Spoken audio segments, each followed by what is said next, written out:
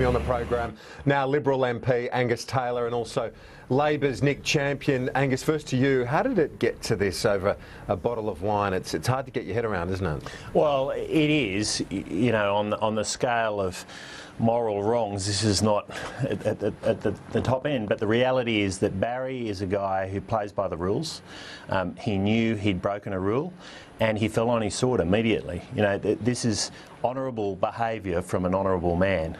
I've known Barry for many, many years. He's a very, very decent human being. Were you sad about this as a Liberal? Of course, I was hugely disappointed because, you know, everyone who knows Barry and has worked with him knows how honourable and decent he is. So to have this happen to him is I think a great disappointment. But the truth is, he knew he'd broken a rule and he acted quickly, and that's a mark of the man. Do you think the ICAC should be pursuing that line of a bottle of wine?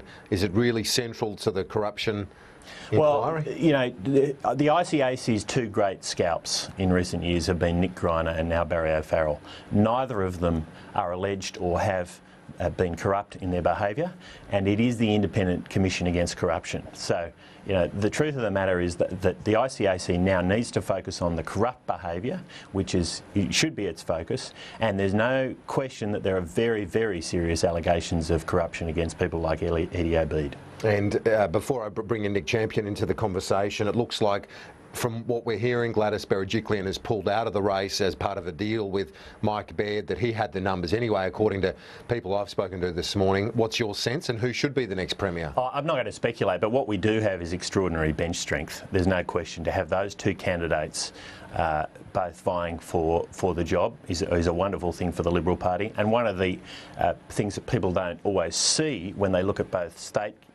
the state government and the federal government is the depth of that bench strength in the coalition these days. It is extraordinary, and I'm very lucky to be part of that. Nick Champion, let's bring you into this now. Obviously, you're observing this drama from afar, but your thoughts? Well, look, I guess Mr O'Farrell's taken the only course of action I think that was appropriate.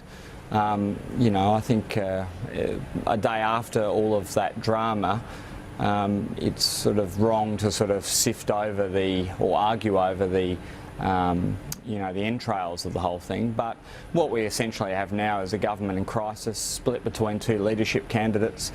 We all know the New South Wales Liberal Party was badly divided before Barry O'Farrell's leadership. They'll now revert to form, I think, and what we'll see is some very serious divisions and possibly a one-term Liberal government in New South Wales, which would be extraordinary. Do you give Barry O'Farrell credit for what he's done here in terms of recognising an error? He said he still does not recall receiving that bottle of wine. What's your take on the way he's reacted and fallen on his sword?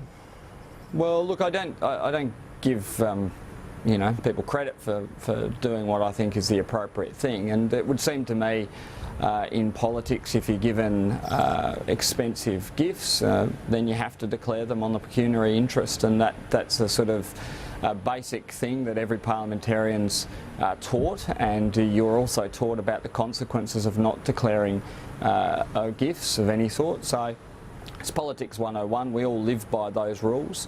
You know, I guess golfers claps for following the rules, but you know, they are the rules. They're high, you know, the high standards of accountability, but everybody has to obey them. Angus Taylor, to something Nick Champion pointed to there have been divisions within the Liberal Party in New South Wales. Barry O'Farrell has been able to keep a lid on that. Is that a risk now? Oh, look, that's an extraordinary speculative leap from Nick, that suddenly we're going to go back to the divisions of many, many years ago. I don't think so. Look, Mike and Gladys are both great leaders. They're both highly respected, and I'm very confident that they will maintain the unity in the coalition that we've seen now for many years in New South Wales. Now, in terms of Barry O'Farrell, what do you expect from him? Would he leave Parliament? Will he hang around? I suppose it's hard to predict, but this whole thing was just impossible to foresee.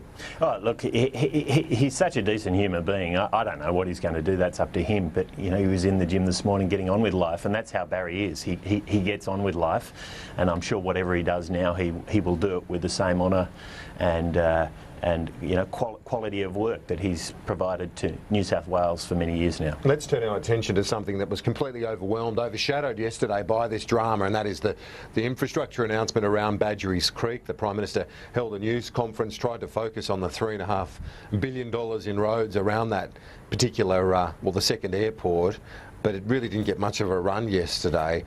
Is this something that is looming as a possible difficulty for your colleagues in Western Sydney, those Liberal MPs who have seats there? Because it still remains a sensitive point in that area, doesn't it? Yeah, but I think it's extraordinary that the debate has now moved to what it should always have been, which is about jobs and investment.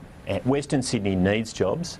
Western Sydney and Southern Sydney, which my seat extends up into, needs investment as well. And what this gives us is jobs and investment. $3.5 billion of investment, $2.5 billion in the airport, and $1 billion in surrounding infrastructure, and up to 60,000 jobs over time.